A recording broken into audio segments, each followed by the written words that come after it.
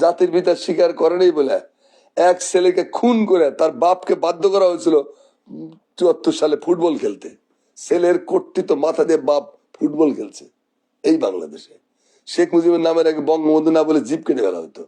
এই বাংলাদেশ শেখ মুজিব কায়েম করেছিলেন। সেই শেখ মুজিবকে দেবতা মানাইলো। পাকিস্তানের বিরুদ্ধে প্রথম কে বলেছেন উই রিভোল্ট? কোন বাঙালি?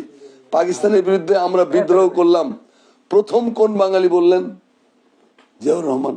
শেখ মুজিব ৭১ সালের ৭ নভেম্বর পর্যন্ত চাইছে যে পাকিস্তানের সাথে একটা কনফেডারেশন করা যায় কিনা। ৭১ সালের ৭ নভেম্বর। বাংলাদেশের ইতিহাসে প্রথম আত্মস্বীকৃত খুনির নাম কি বলেন? শেখ মুজিবুর রহমান। তিনি পার্লামেন্ট সাক্ষী।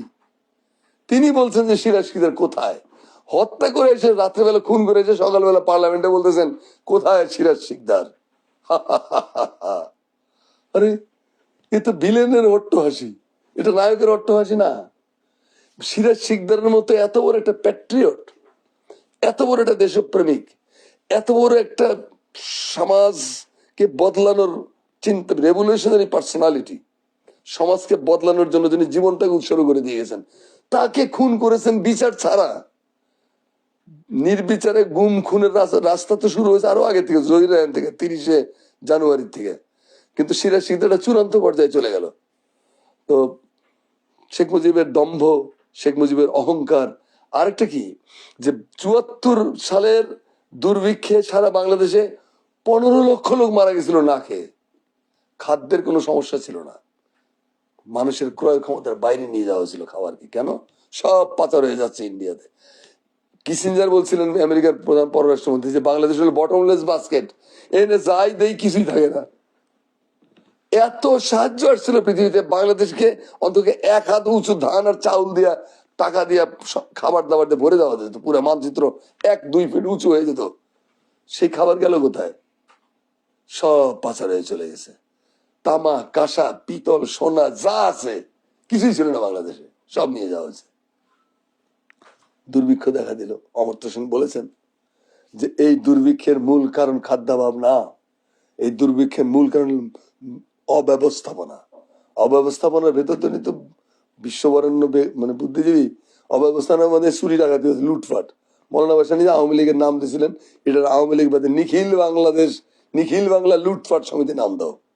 চুরি ডাকাতি লুটপাটে আওয়ামী লীগের এক মাল আঙ্গুল থেকে বট বৃক্ষে পরিণত হয়ে গেল।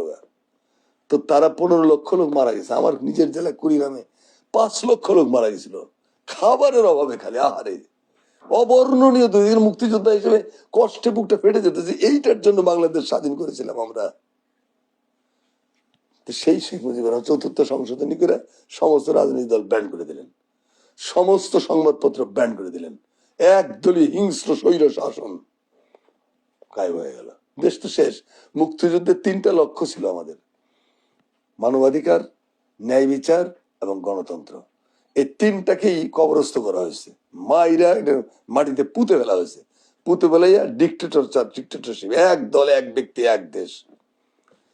তো সিরাজ শিকদারের হত্যা তো হতেই হবে, নইলে তো তার এই দম্ভ টিকবে না। সিরাজ শিকদারের হত্যা করার ব্যাপারে পরবর্তীকালে গভর্নমেন্ট গুলোকে আমি দোষারোপ করব। তারা কেন সিরাজ শিকদার হত্যাকাণ্ডে তদন্ত করে বিচারটা করতেন? যেগুলো মারা গেছে এগুলো মানুষ তো চিহ্নিত করে রাখতে পারতো, কেন করা হয়নি? খুবই দুর্ভাগ্য এটা আমাদের। অনেক হত্যাকাণ্ডের বিচার হয়নি, হওয়া উচিত ছিল, কেন হয়নি? আচ্ছা, মানে স্বাধীনতার পর থেকে এখনো অবধি আমরা একটা জিনিস লক্ষ্য করেছি বা আপনাকে প্রশ্ন করতে চাই, মুক্তিযুদ্ধের কাছে জানতে চাই যে মাওলানা আব্দুল হামিদ খান ভাসানী বা জেনারেল এম ওসমানী, তাদেরকে স্মরণ করা হয় না ঠিক মতো, এটা কেন? 15 বছরও তো একটাই লক্ষ্য ছিল। ফ্যাসিবাদের ব্যাপারটা কি, ফ্যাসিবাদ একটা দেবতার তৈরি করে, ওই দেবতাকে সবাইকে ওই দেবতাকে সম্মান করতে, শ্রদ্ধা করতে, পূজা করতে, ভক্তি করতে বাধ্য করে। এমনি না হলে আইন করে। যেমন শেখ মুজিবকে জাতির পিতা না বললে 7 বছরের জেল। এটা কোনো কথা হইতে পারে? স্বাধীনতার ঘোষণা বঙ্গবন্ধু দিছে, জিয়াউর রহমানের নাম করলে 20 বছরের জেল। এইটা তো হাসিনা কায়েম করছিল বাংলাদেশে। রসুলের গালিগালাজ করলে কোনো শাস্তি নেই, আল্লাহর গোষ্ঠী তুলে গালিগালাজ করলে কোনো শাস্তি নেই। কিন্তু শেখ মুজিব আর প্রধানমন্ত্রীকে কটূক্তি করলে চাকরি যায় 7 বছর জেল, 10 বছর জেল। এটা তো আমরা দেখছি। হেফাজতের লোকগুলো এখানে কি অপরাধ করছিল, তাদেরকে মেরে ফেলাইলেন, শত শত লোককে মেরে ফেলেছে, লাশগুলো কিন্তু গায়েব করে দিছে। তো এরকম একটা বিভীষিকাময় পরিস্থিতি তারা তৈরি করে, এরকম একটা বিভীষিকাময় পরিস্থিতি তারা তৈরি করে, এক ব্যক্তির নিচে সবাইকে সমবেত করে, ওইটা ছাড়া আর কিচ্ছু নাই। তার আশেপাশে কোনো কিছু থাকতে না, একটা দেবতা এভারেস্টের মতো উঁচু করে তুলে ধরে তারা, ওইটাকে পুঁজি করে করে কেটে খায়। ফ্যাসিবাদের ধর্মই হলো এইটাকে দেবতা বানাও, এবং এই দেবতার বিরুদ্ধে কোনো কথা বলা যাবে না, কোনো শব্দ করা যাবে না, করলে কল্লা চলে যাবে। শেখ মুজিবরে জাতির পিতা স্বীকার করেনি বলে এক ছেলেকে খুন করে তার বাপকে বাধ্য করা হয়েছিল 74 সালে ফুটবল খেলতে। ছেলের কর্তৃত্ব মাথা দিয়ে বাপ ফুটবল খেলছে এই বাংলাদেশে। শেখ মুজিবের নামের আগে বঙ্গবন্ধু না বলে জিপ কেটে ফেলা হতো। এই বাংলাদেশ শেখ মুজিব কায়েম করেছিলেন। সেই শেখ মুজিবকে দেবতা বানাইলো, দেবতা মানে সবাইকে তাকে পূজা করতে বাধ্য করা হলো আইন করে, বাউন্ড। তো এখন এক দেবতা এক দেশ, যার কোনো ভূমিকাই নেই মুক্তিযুদ্ধে। 1966 সাল থেকে শুরু করে 1971 সালের আপনার 7ই মার্চ পর্যন্ত যে শেখ মুজিব, তিনি নিঃসন্দেহে আমাদের জাতীয়তাবাদী আন্দোলনের একটা গুরুত্বপূর্ণ ব্যক্তিত্ব, বিরাট ব্যক্তিত্ব। কিন্তু 10ই জানুয়ারি থেকে 1975 সালের 15ই আগস্ট পর্যন্ত যে শেখ মুজিব, এই শেখ মুজিব তো জালেম, অত্যাচারী শাসক। স্বাধীনতার জন্য শেখ মুজিবকে বারবার বলছে, মুজিব ইয়াহিয়ার সঙ্গে আপোষে বসো না, তুমি আসো, আমার কথা শোনো, আসো, আমি বাংলাদেশ স্বাধীনতা ঘোষণা করে দিছি, তুমি আমার সাথে যুক্ত হও। শেখ মুজিব বলছে, আমি স্বাধীনতার কথা বলিনি, আমি বলছি স্বায়ত্ত শাসনের কথা। 1971 সালের 23শে মার্চ বাংলাদেশের অবজারভার পত্রিকার কাটিংটা দেখে নেন, আমি দিন তারিখ শুদ্ধ বলতেছি। কি বলছে শেখ মুজিব? আমি স্বাধীনতার কথা বলিনি, আমি বলছি স্বায়ত্ত শাসনের কথা। আজকে হামিদ মিরাটের লেখা ছাপা হয়েছে নয়া দিগন্ত পত্রিকা, দেখেন। শেখ মুজিব 71 সালের 7 নভেম্বর পর্যন্ত চাইছে যে পাকিস্তানের সাথে একটা কনফেডারেশন করা যায় কিনা। 71 সালের 7 নভেম্বর ওরিয়ানা ফালাসির সাথে শেখ মুজিবের সাক্ষাৎকার, যেটা সেই সাক্ষাৎকারটা পড়বেন, ওখানে দেখবেন যে শেখ মুজিব বললো যে আমি এগুলো শুনেছি সব রেডিওতে। তো বলেন যে মাননীয় প্রধানমন্ত্রী, আপনি বলছেন যে আপনার অন্ধকার ঘরে রাখা হয়েছে, কোনো রেডিও পত্রিকা কিছুই দেওয়া হয়নি, একটু আগে যে বলে কয় না, মানে মাঝে মাঝে পাইতাম আর কি। বলছে আপনি বলছেন যে সেলের মধ্যে কবর খোঁড়া হয়েছে, এটা কি আপনার সেলের মধ্যে? কয় না, তাহলে কোথায় খোঁড়া হয়েছে? কয় শুনছি পাশে। তা আপনাকে কে বললো? কয়েক দারোয়ান এসে বলছিল। অদ্ভুত অদ্ভুত কথাবার্তা আছে ওরিয়ানা ফালাসির। তারপরে শেখ মুজিব ধর এটারে, ওরিয়ানা ফালাসি প্রধানমন্ত্রীর ভবন থেকে দৌড়িয়ে যান নিয়ে পালাইয়া কোন রকম করে তেজগাঁ বিমানবন্দর দিয়ে দেড় ছেড়ে ভাগছিল। Interview with history, interview with history, Oriana Fallaci পৃথিবী বিখ্যাত সাংবাদিক। তার এই শেখ মুজিবের পাঠটা ভালো করে পড়বেন। শেখ মুজিব সম্পর্কে তিনি কি বলেছেন, শেখ মুজিব কি বলেছে, ইন্টারভিউ তো রেকর্ড করা, এটা যে বই আকারে বের করছে পরবর্তীকালে, interview with history, very important বই।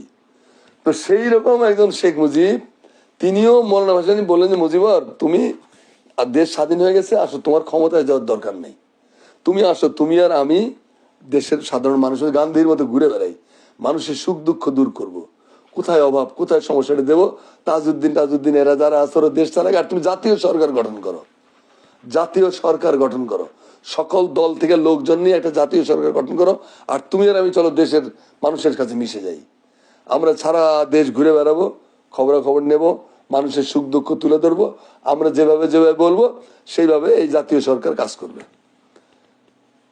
শেখ মুজিব কি বলছেন? আমার পাগলে পাইছে, পাগলে পাইছে আমার, আমি দেশ, আমি এতই করলাম, আমি এখন গ্রামে গ্রামে ঘুরে বেড়াবো। তিনি ভাষণের কথাকে গুরুত্ব না দিয়া দলীয় সরকার করলেন, করে বাংলাদেশের ধ্বংসের বীজ রোপণ করলেন।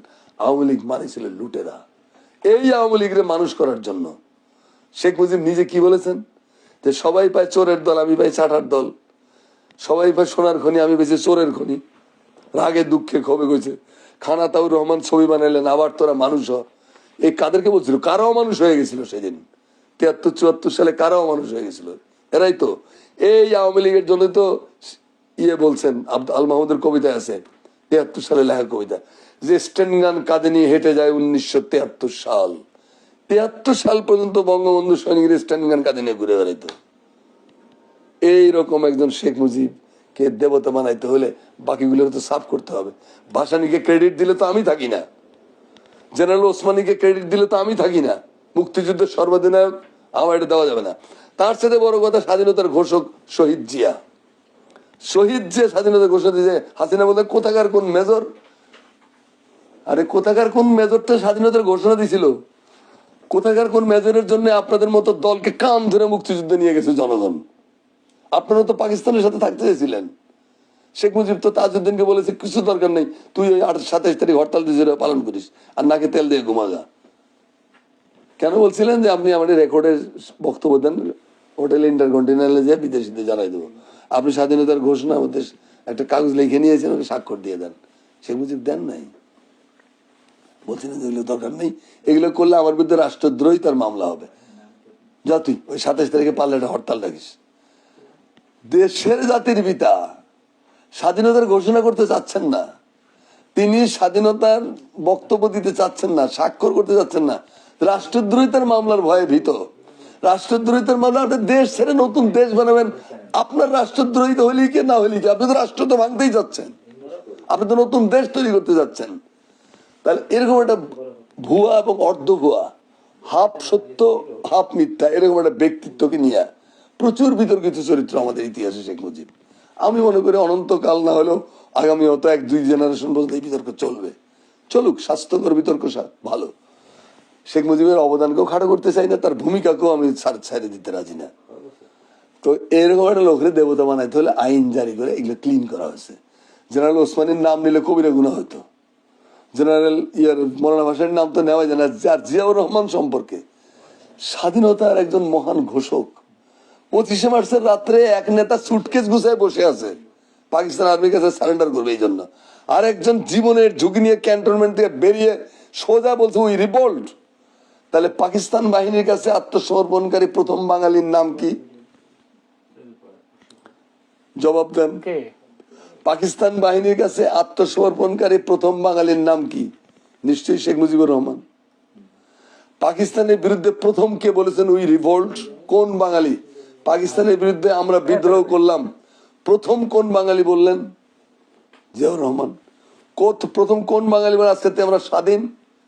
জিয়াউর রহমান। জিয়াউর রহমানের কাছে চিরকালের জন্য ছোট হয়ে আছে, ভাসানীর কাছে ছোট হয়ে আছে, জেনারেল ওসমানের কাছে ছোট হয়ে আছে। অর্থাৎ এইগুলো ইতিহাস থেকে মুছে দিয়েছে। ইভেন যে তাজউদ্দিন, যিনি বেসামরিক প্রশাসনের নেতৃত্ব দিয়েছেন, তাজউদ্দিনকে তো মন্ত্রিসভাতে বের করে দিয়েছিল শেখ মুজিব, বাট বের করে দিয়েছে। তাজউদ্দিনকে তো পাত্তাই দিত না, তাজউদ্দিনের নামও তো ছিল না। তাহলে শুধু এক শেখ মুজিব, মহামহিম শেখ মুজিব, মুজিব দ্য গ্রেট, হাজার যুগের হাজার বছর কি কি কয় না ওরা, মুক্তিযুদ্ধের সর্বাধিনায়ক, মানে হাজার যুগের হাজার কালের সর্বকালের শ্রেষ্ঠ বাঙালি। তো শ্রেষ্ঠ বাঙালি বানাইয়া আপনি আমাদেরকে বাধ্য, আইন জারি করে বাধ্য করছেন তাকে পূজা করতে, তাকে মানতে কান ধরে বাধ্য করছেন আমাদেরকে। তো এই বাধ্য করতে গিয়ে আপনি বাকিগুলো সেটে দিয়েছেন, নাহলে না সেটে দিলে শেখ মুজিবের মাথা বড় হয় না। আশেপাশে ঝাড় জঙ্গল কেটে দিলে ছোট গাছও বড় গাছ হয়ে যায়। আচ্ছা, শেখ মুজিব তাই হয়েছিলেন।